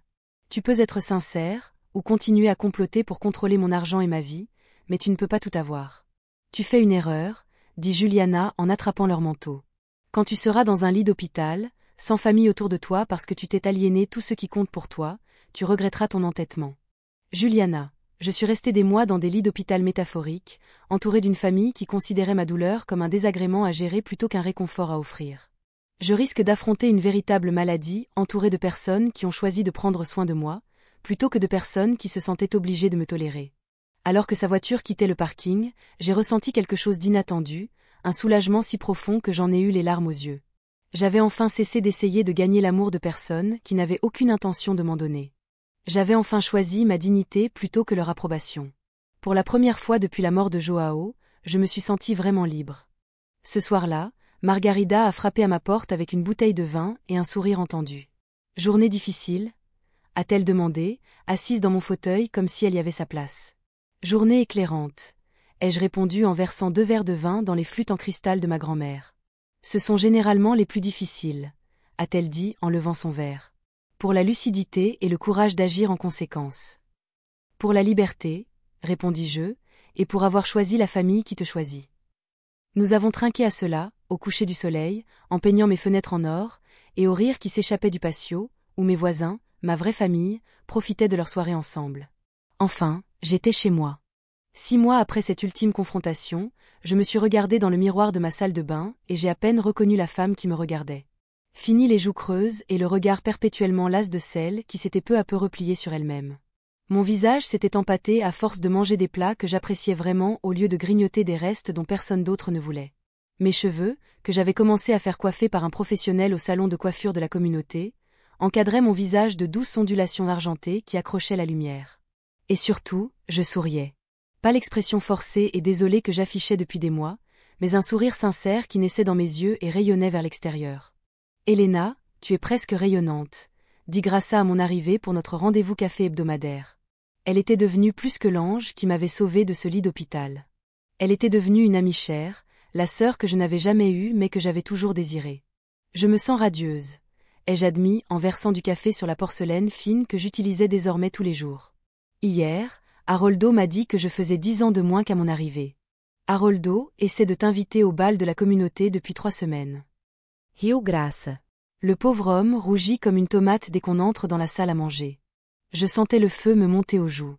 À 79 ans, je redécouvrais le plaisir oublié d'être remarqué, apprécié, voire dragué par quelqu'un qui me voyait comme une femme plutôt qu'un fardeau. Ne sois pas ridicule. Nous sommes juste amis. Des amis qui s'assoient ensemble à chaque repas, travaillent côte à côte dans le jardin et font des promenades nocturnes étrangement longues pour des gens de notre âge. a plaisanté Graça. Elena, ma chère, à quand remonte la dernière fois que tu t'es laissé courtiser par un gentleman? La question me prit par surprise. Joao avait été l'amour de ma vie, mon compagnon pendant 53 ans. Et j'avais cru que ce chapitre de ma vie s'était terminé avec sa mort. Mais la bienveillance d'Haroldo, sa façon de me réserver les meilleurs légumes du jardin, son habitude de déposer de petits bouquets de fleurs sauvages devant ma porte réveillèrent quelque chose que je croyais enfoui à jamais. Je ne saurais plus comment être courtisée, avouai-je. J'avais été une épouse, une mère, un fardeau. J'avais oublié comment être simplement Elena. Il était donc temps de me souvenir. Cet après-midi-là, je fis quelque chose que je n'avais pas fait depuis des décennies. J'achetai une nouvelle robe. Non pas une robe pratique et utile, choisie pour sa durabilité et sa facilité de lavage, mais une belle robe bleu roi avec de petits boutons de nacre qui me donnaient une sensation d'élégance et de féminité. La vendeuse de la boutique du coin était probablement plus jeune que Clara, mais elle me traita avec le respect de quelqu'un qui aide une autre femme à préparer un événement spécial. « Cette couleur va parfaitement avec tes yeux », dit-elle en ajustant les manches. « Tu l'achètes pour une occasion spéciale. »« Je l'achète pour moi », ai-je répondu. Et j'ai réalisé que c'était la première fois depuis des années que j'achetais quelque chose simplement parce que ça me faisait plaisir. Les bals communautaires avaient lieu tous les vendredis dans la salle principale, où l'on débarrassait les tables et où Haroldo jouait du piano pendant que les couples se déhanchaient sur des vieux tubes. J'y étais déjà allée, assise avec Margarida et Dorothea, à regarder les danseuses et à me dire que j'étais trop vieille, trop rouillée, trop récemment veuve pour y participer. Mais ce vendredi-là, vêtue de ma robe bleu roi et des boucles d'oreilles en perles que Joao m'avait offertes pour nos 4 ans de mariage, je suis entrée dans la salle, prête à danser. Le visage d'Haroldo s'est illuminé en me voyant. Il portait une veste de costume bleu marine et une cravate, ses cheveux blancs soigneusement peignés, l'air à la fois distingué et nerveux. « Elena », dit-il en se levant du piano. « Tu es absolument radieuse. » « Merci, Haroldo. Ce morceau est magnifique. Ton allure ce soir, dit-il, les yeux brillants. Cela semblait approprié pour l'occasion. Lorsque la chanson suivante commença, un boléro qui me transportait au bal de fin d'année et aux réceptions de mariage, Haroldo me tendit la main avec une courtoisie désuète. Il allait m'honorer de cette danse. Je plaçai ma main dans la sienne, sentis sa paume chaude contre la mienne, et me souvins de ce que c'était que d'être guidé sur une piste de danse par quelqu'un heureux d'être là avec moi. Haroldo était un danseur élégant, sûr de lui sans être autoritaire, attentif sans être étouffant. Tandis que nous dansions ensemble sur cette mélodie familière, je sentis des décennies de tension se dissiper de mes épaules. J'avais peur que tu aies oublié ses murmures, son souffle chaud contre mon oreille. Je le craignais aussi, répondis-je, mais apparemment, certaines choses ne s'oublient jamais vraiment. Comme faire du vélo? Il hocha la tête. Ou tomber amoureux. Les mots flottaient entre nous, doux et sincères, et pleins de possibilités. J'ai plongé mon regard dans ses 12 yeux couleur café, et j'ai vu quelque chose que j'avais presque oublié. L'opportunité d'une compagnie fondée sur le choix plutôt que sur l'obligation, l'affection offerte librement plutôt qu'obtenue par la culpabilité ou la manipulation. Haroldo, je ne suis pas sûre d'être prête pour ce genre de conversation. Alors, on ne l'aura pas ce soir. Il a simplement dit, ce soir, on dansera. Et nous avons dansé chanson après chanson, jusqu'à ce que mes pieds me fassent mal et que mon cœur se sente plus léger que jamais. À la fin de la soirée, Haroldo m'a raccompagnée à mon appartement comme un vrai gentleman, m'a embrassé la main comme si nous étions des personnages d'un vieux film, et m'a dit que j'avais passé la nuit la plus merveilleuse dont il se souvienne. Alors que je me préparais à aller me coucher, je me suis de nouveau aperçue dans le miroir. Mes cheveux étaient légèrement ébouriffés par la danse, mes joues rougies par le rire et l'exercice, et mes yeux brillaient d'une lueur que je croyais perdue à jamais, la joie. Le lendemain matin, une visite inattendue m'attendait. Je m'occupais de mon jardin d'herbes aromatiques, vêtu de mon plus vieux jean et d'un sweatshirt USP ayant appartenu à Joao, quand j'ai entendu une voix familière m'appeler. « Grand-mère Elena !» Je me suis retournée et j'ai vu Léo debout devant le portail du jardin, l'air incertain et plus âgé que ses 14 ans. Il avait grandi de plusieurs centimètres depuis la dernière fois que je l'avais vu. Sa voix s'était rauque, son visage révélant les premiers signes de l'homme qu'il deviendrait un jour. « Tu lis ?» ai-je demandé en posant mon arrosoir et en m'avançant vers lui. Quelle merveilleuse surprise. Maman ne sait pas que je suis là, a-t-il dit rapidement. J'ai pris le bus. Je lui ai dit que j'allais à l'entraînement de foot, mais que je voulais te voir. Mon cœur s'est serré, un mélange de joie et d'inquiétude. Tout va bien à la maison? Il haussa les épaules avec l'indifférence raffinée dont les adolescents usent pour masquer leurs sentiments profonds. Je suppose que oui. C'est juste que c'est différent depuis ton départ. Plus calme. Papa et maman se disputent davantage. Et Clara n'arrête pas de demander quand tu reviens, et il refuse sans cesse. Et je voulais voir par moi-même si tu allais bien. Je désignais la petite terrasse devant mon appartement. Tu veux t'asseoir? Je peux nous faire une limonade? Ce serait sympa. Tandis que je préparais les boissons dans ma cuisine, j'observais Léo par la fenêtre, observant les environs avec l'œil analytique qu'il avait hérité de son père. Il examina le jardin, les autres résidents visibles au loin, les bâtiments et les allées bien entretenues. Cet endroit est vraiment sympa, dit-il quand je revins avec les verres et une assiette de biscuits. Ça ne ressemble pas à ces maisons de retraite qu'on voit dans les films. Ce n'est pas une maison de retraite, expliquai-je. C'est une communauté pour les gens qui veulent conserver leur indépendance tout en bénéficiant d'un soutien quand ils en ont besoin, comme une université pour les seniors. J'ai ri en lisant sa description. Je ne pense pas que ce soit une mauvaise comparaison. Ici, les gens apprennent de nouvelles choses, se font de nouveaux amis, explorent des centres d'intérêt auxquels ils n'avaient jamais eu le temps étant plus jeunes. Le a mangé 3 biscuits en posant des questions étonnamment matures sur ma situation, mes activités, mon bonheur. Son inquiétude semblait sincère, non motivée par des signaux d'adulte. Et je me suis retrouvée à avoir avec mon petit-fils le genre de conversation que j'avais toujours espéré avoir un jour. Grand-mère, puis-je te demander quelque chose? Bien sûr. Pourquoi es-tu partie?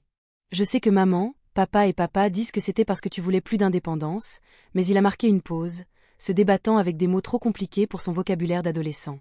Mais tu soupçonnes qu'il y avait autre chose. Il a hoché la tête.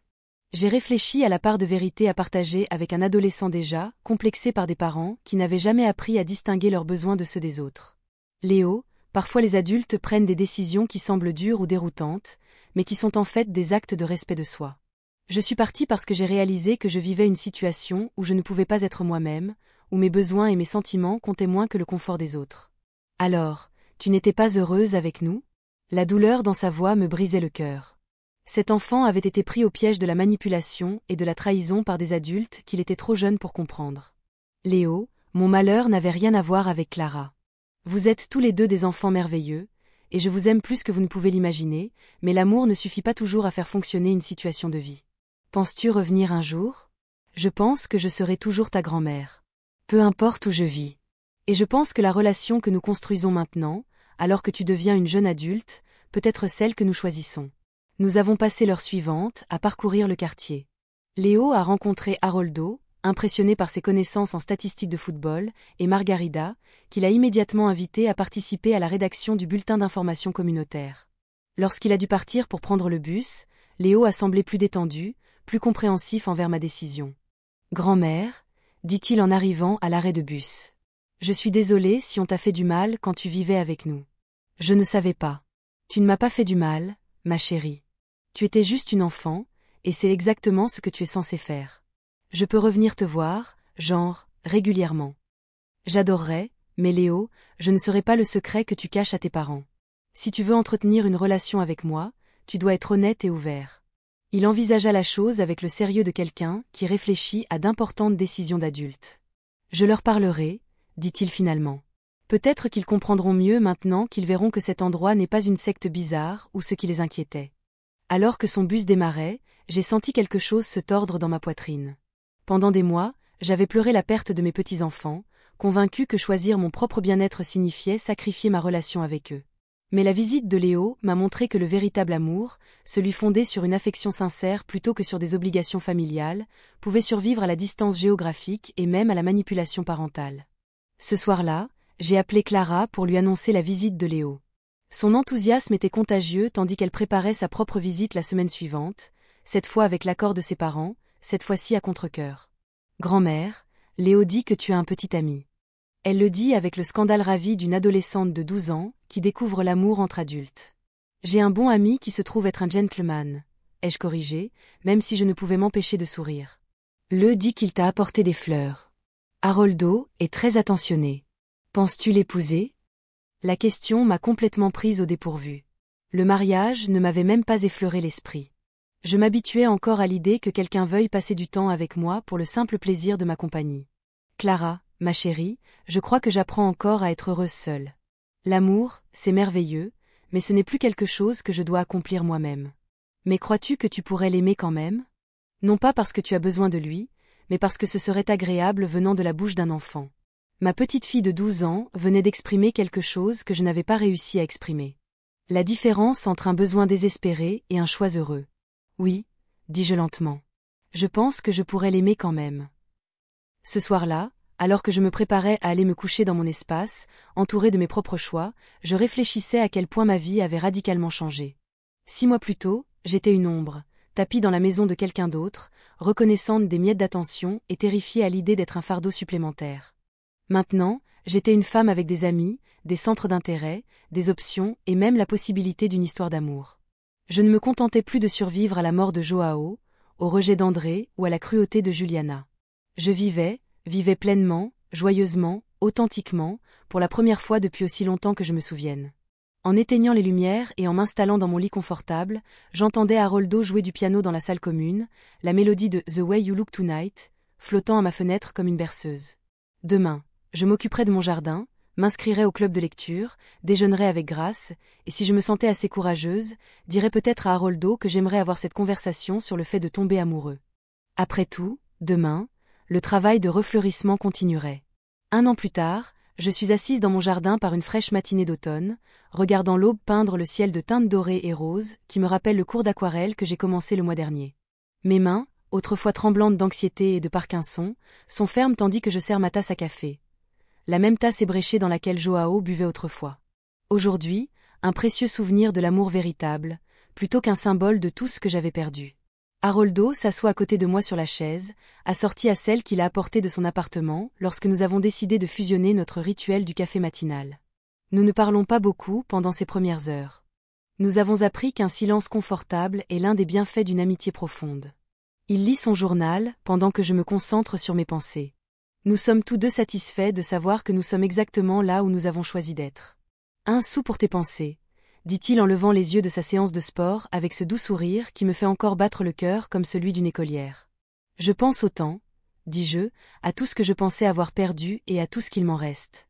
Haroldo plie son journal et m'accorde toute son attention. À 82 ans, il a appris que lorsque quelqu'un veut partager ses réflexions sur le temps, cela vaut la peine d'être écouté. À la mort de Joao, je pensais que ma vie était finie. Je n'arrête pas de regarder un cardinal se poser sur la mangeoire que nous avions accroché ensemble au printemps dernier. Je pensais juste marquer le pas en attendant de le retrouver, vivant grâce à la charité d'une famille qui me voyait comme une obligation plutôt qu'un cadeau. Et maintenant, je réalise que j'ai confondu la fin d'un chapitre avec la fin du livre. Haroldo tend la main et la prend, entrelaçant ses doigts avec les miens dans un geste devenu aussi naturel que respirer. Nous ne sommes pas mariés, nous ne le serons peut-être jamais, mais nous avons construit quelque chose de précieux ensemble. Une relation fondée sur le respect mutuel, des intérêts communs et le rare luxe de se choisir chaque jour. Ton livre n'est pas encore terminé, dit-il. Bon sang, tu arrives peut-être juste au meilleur. Il a raison. Cette année a été la plus épanouissante de ma vie d'adulte. Non pas malgré mon âge, mais grâce à la sagesse qu'elle m'a apportée. J'ai appris la différence entre être seul et être seul, entre famille et proches, entre survivre et s'épanouir. Le mois dernier, André m'a appelé. Juliana ne m'avait pas adressé la parole depuis cette dernière confrontation dans mon appartement, mais André, probablement poussé par le lien grandissant que les enfants entretenaient avec moi, s'est approché avec ce qui semblait être une inquiétude sincère. « Maman, comment vas-tu vraiment ?» a-t-il demandé.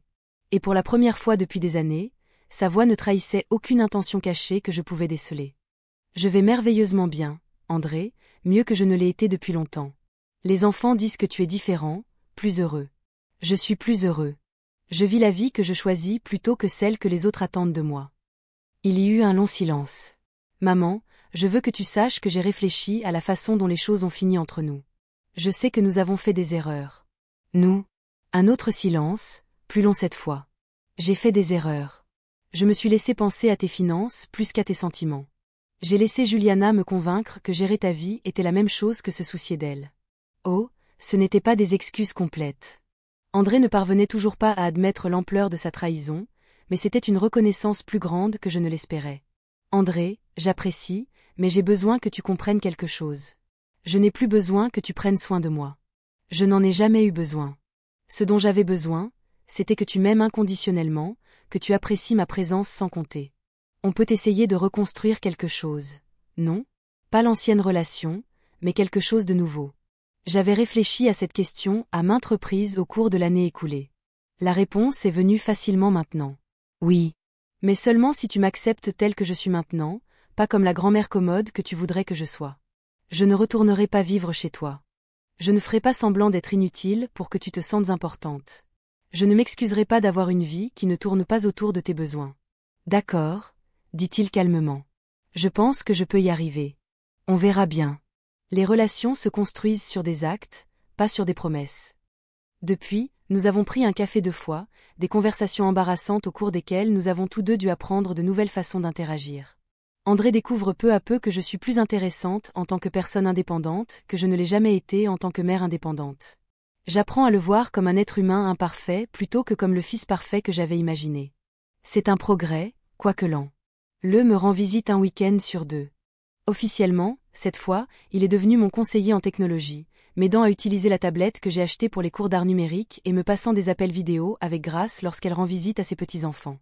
Clara vient tous les mois, et nous travaillons ensemble sur un livre de cuisine, ses recettes préférées tirées de ma collection, mises à jour pour les cuisines modernes et documentées pour qu'elles ne se perdent pas en mon absence.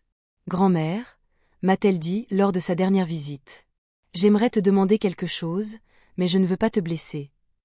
Demande-moi, ma puce. Je suis plus coriace que j'en ai l'air.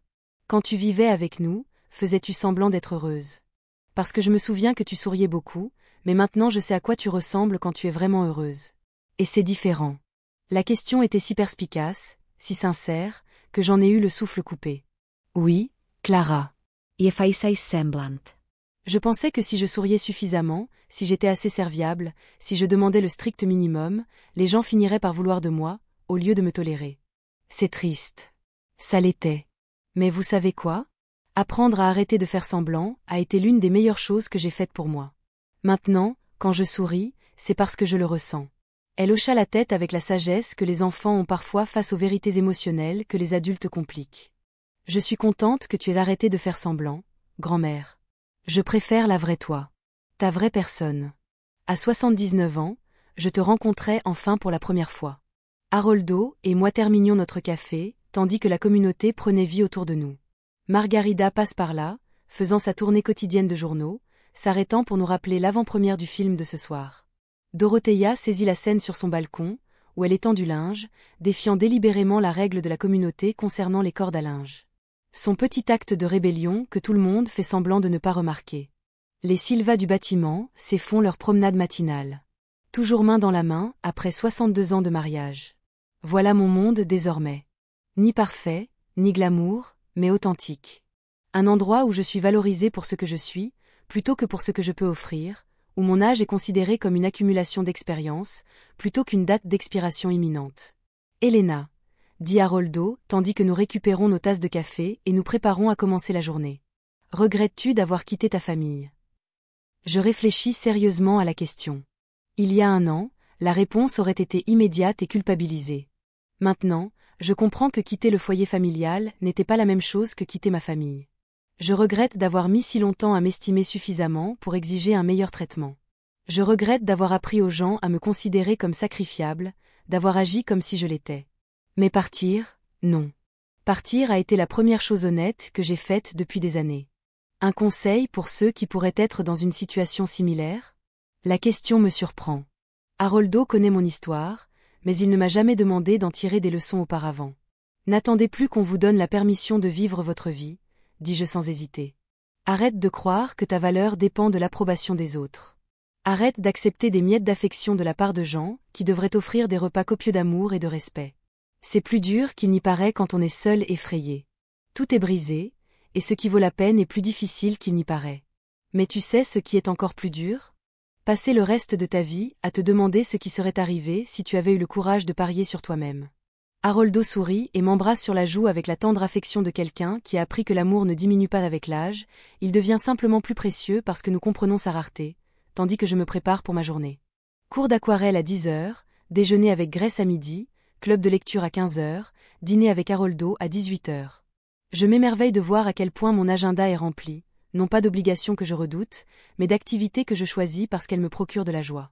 Ce soir, Haroldo et moi irons au bal communautaire mensuel. J'ai acheté une nouvelle robe la semaine dernière, d'un vert émeraude profond qui fait ressortir mes yeux et me donne une sensation de beauté que je croyais avoir perdue à jamais.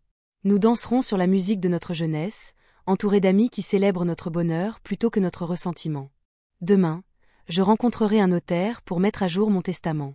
Non pas parce qu'André et Juliana m'ont mis la pression, mais parce que je veux m'assurer que mon argent ira à des endroits et à des personnes qui l'utiliseront pour répandre la gentillesse, plutôt que de céder à l'égoïsme. Graca recebra un don substantiel. Recanto do Sol recevra un don pour son fonds de bourse d'études, qui aide les personnes à faible revenu à vivre en communauté. Les enfants recevront des sommes modestes à 30 ans, assez grands pour apprécier leur héritage plutôt que de simplement l'attendre. Le reste ira à des organismes qui accompagnent les personnes âgées en transition, des personnes comme moi il y a un an qui ont besoin d'aide pour se rappeler leurs propres valeurs. Ce soir, alors que je me tiens devant mon miroir en me préparant pour le bal de promo, je vois une femme que je reconnais et que j'admire. Des cheveux argentés, élégamment coiffés. Une peau qui transparaît de chaque année vécue, mais rayonne de santé et de bonheur. Des yeux qui brillent d'impatience pour la suite. J'ai 79 ans. Je suis forte, indépendante, aimée par choix plutôt que par obligation, et plus heureuse que jamais depuis que je suis une jeune femme découvrant le monde pour la première fois. Je n'attends pas de mourir, j'apprends à vivre. Et si quelqu'un qui écoute mon histoire, se sent invisible, indésirable, tenu pour acquis, je veux que vous le sachiez. Il n'est jamais trop tard pour écrire un nouveau chapitre. Il n'est jamais trop tard pour se choisir. Il n'est jamais trop tard pour découvrir que la vie dont on se contente n'est pas celle qu'on doit vivre. C'est bien plus que les miettes d'attention qu'on vous jette. Vous méritez mieux que d'être toléré par des gens qui prétendent vous aimer. La question est, y croyez-vous suffisamment pour agir? Parce que si c'est le cas, si vous êtes prêt à cesser d'accepter moins que ce que vous méritez, alors peut-être, votre plus belle page attend encore d'être écrite. Vous êtes-vous déjà senti invisible dans votre propre famille, ou connaissez-vous quelqu'un qui a subi ce genre de traitement? Partagez vos impressions dans les commentaires. Et si cette histoire vous a touché, aimez cette vidéo et abonnez-vous à notre chaîne pour que nous puissions partager ce message avec d'autres personnes qui en ont besoin. M.